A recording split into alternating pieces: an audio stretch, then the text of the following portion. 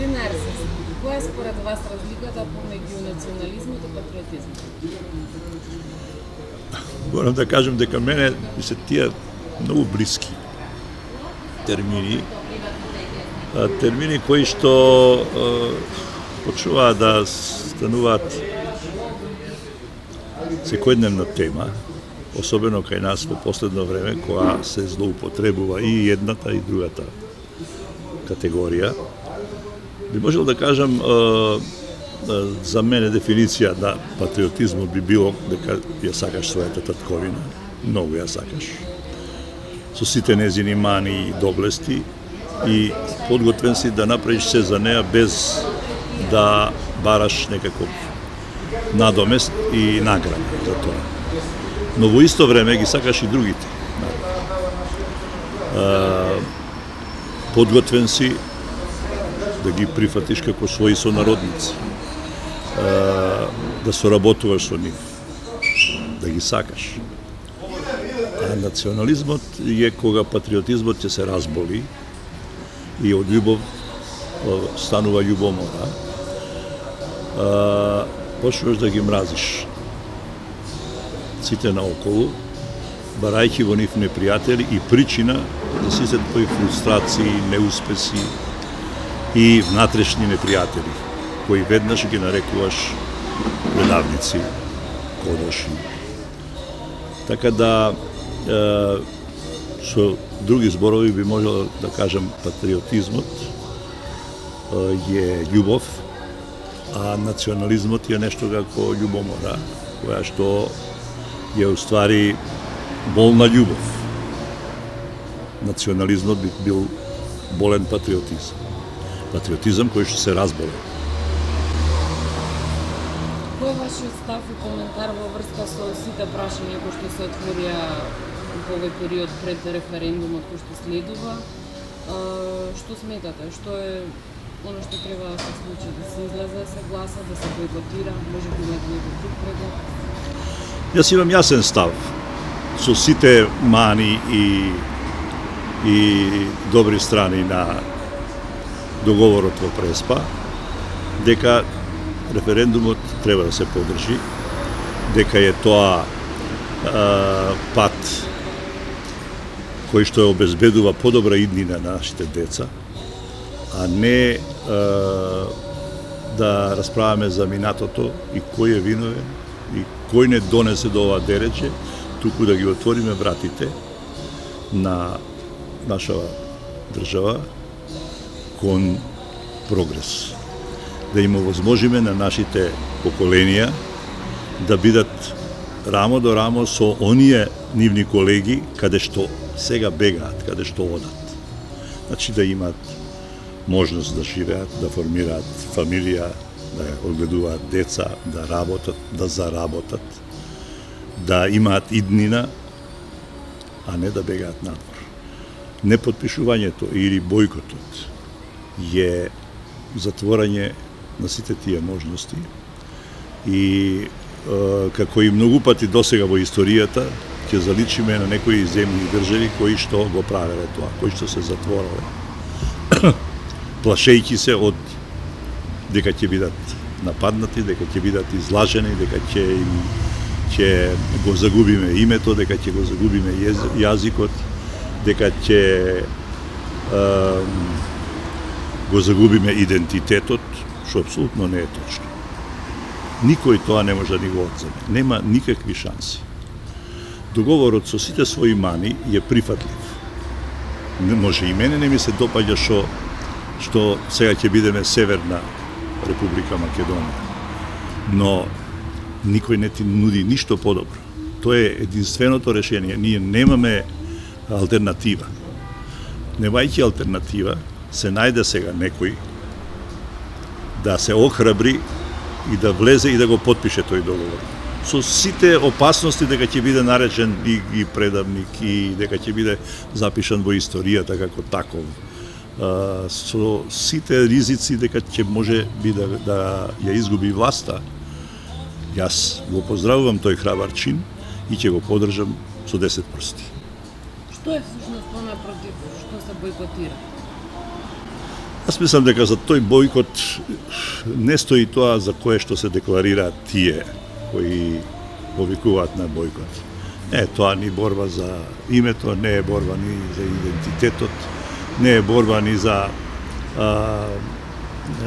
некакво достоинство или историско име, или вековно, или библиско, или не знам што. Зад сето тоа се кријат некои други интереси, кои што не можат да се декларираат како причина за неподржување на референдумот, туку се бара една ваква причина која што е за мене неразбирлива, затоа што патриотизам не е да се затвориш и да ја чуваш својата татковина од комшиите и од така наречени надворешни непријатели, туку да се отвориш. Тоа е патриотизмот за мене. Патриотизам е да го подржиш референдум, да и дадеш можност на твојата татковина и на своите поколенија, на деца, на внуци, да застанат рамо до рамо со Европа, за која што нели и ден денес тврдиме и дека е нашата цел. И сега одеднаш кога ни се пружа шанса, единствена можна шанса, се појавуваат некои кои што од други причини. Јас тоа отврдам дека за тоа се крие пазарење за да се амнестираат сите овие бивши функционери и криминалци кои што се сега секој ден на рочиште, за да се испазари нивното подржување на референдумот за некаква си амнестија, што би било катастрофа. Како би го искоментирале се поприсутниот говор на омраза на социјалните мрежи, па и медиумите поопшто во овој период? Гледате, ние не очекувавме дека сето тоа ќе се развие во една таква катастрофална болест. Тоа е омразата. Мислам дека тоа е најлошото што ни се случува. Тоа е канцерот, од кој што не гледам како ќе се спасиме од тоа. Биејќи се подлабоко навлегуваме во таа омраза на едните и на другите. Тоа почна од доаѓањето на овие така наречени национални партии, ја би рекол националистички, кои што имајќи потреба да го истакнат тој своето родолюбие и патриотизам, мора да најдат непријатели.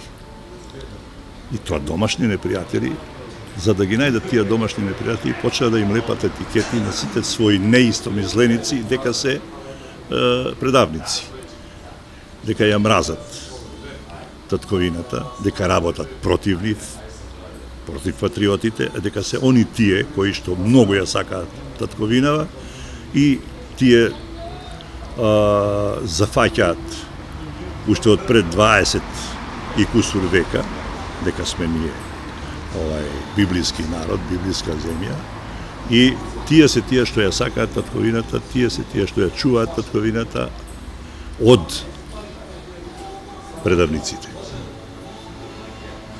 И тоа нема крај. Тоа почнува да се развива во бркање од работа, прогон,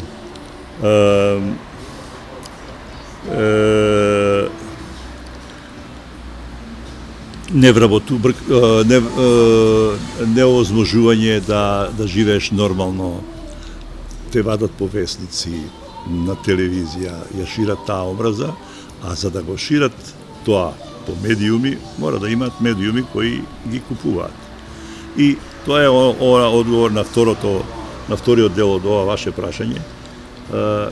Како беше во Кумли, беше тоа, како успеа, вика, да го убедиш, па вика, му понудив нешто што не можеше да отпие. Така да и весниците и медиумите не можеле да го одбијат она што владата им понудила, говорам за тогашната влада. Така да, за жал, и ден денес, почнувајќи од државниот сервис, Македонската радиотелевизија, уште многу телевизии останаа корумпирани платеници на бившата власт и се уште ја шират омразата и се уште го одработуваат она што го земале и што го добиле од претходната власт. Ке помине и 30 септември, референдумот ке заврши на овој или оној начин, ние ќе мораме да продолжиме да живееме некако меѓусебно. Што на денот потоа? Знаете како? Јас живеев за тој ден кога Груевски ќе падне од власт. Мислев дека тој ден ќе светнат две сонца. Дека, не знам, ќе газиме под свеќиња, дека... Но тој ден беше истиот како и вчерашниот ден. И чудото траеше можеби 1 сат, 2 сата. Така да ја ништо не очекувам да се смени тој ден и уште многу денови од како ќе помине референдум. Јас знам како ќе помине референдум. Тој ќе биде подржан, затоа што како и да е, нашиот народ не е глупав прво, друго знае да седне дома и добро да размисли и кога ќе се најде сам со тоа ливче, кога треба да реши за судбината своја, а и за иднината на своите деца, знае како ќе гласа.